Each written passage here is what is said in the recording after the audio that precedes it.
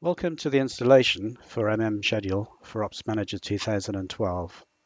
We're going to take a look at some of the prereqs you need and things you need to think about before you install Schedule.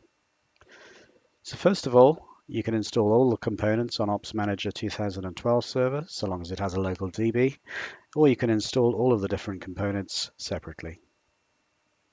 You're going to need web components, so a web server with IIS, .NET 4.5, and it's going to need to have the application server role to run some of these components. You're also going to need to know an application pool account and password that you can give to Schedule in order to run the components that interrogate the database. We also need to specify a SQL Server database, so that can also be either on a local SQL Server or it can be on a named instance on a cluster, for instance. And lastly, we're going to need to specify an Ops Manager 2012 management server name. We don't actually need to install anything on Ops Manager 2012 on the management server. We just need the information, which is going to be the management server name, in order to use those in the config files. Okay, so let's kick off the Schedule MSI and click Next, accept the license agreement.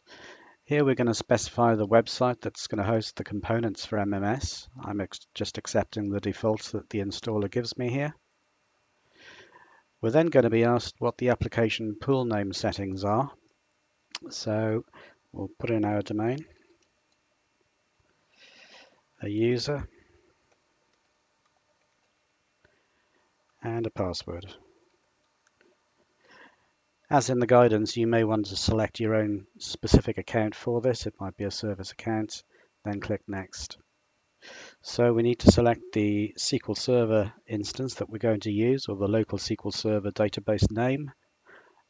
So I'm going to put this in. Okay, I'm going to copy this on this occasion because I've got SQL Server and Ops Manager on the same server. So we'll then proceed with the default value of MMS for the database name. The installer then wants to know what the Operations Manager server, management server name is. That just happens to be the same on my box. So this can be a separate instance entirely. I click Next to continue. And for the purposes of this demo, I'm just accepting a bog standard inet pub root. And there we're done. So clicking Next will initiate the install, copying some new files, and then we're done. Okay, so if we look at some of the components that have been installed, we'll see now that we have a new service installed called Schedule, and that service is running with the credentials that we entered as part of the installer.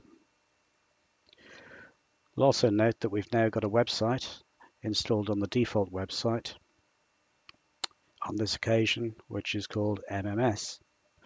So that, in terms of just the installer setup, is complete. Now we're going to move on to installing the management pack.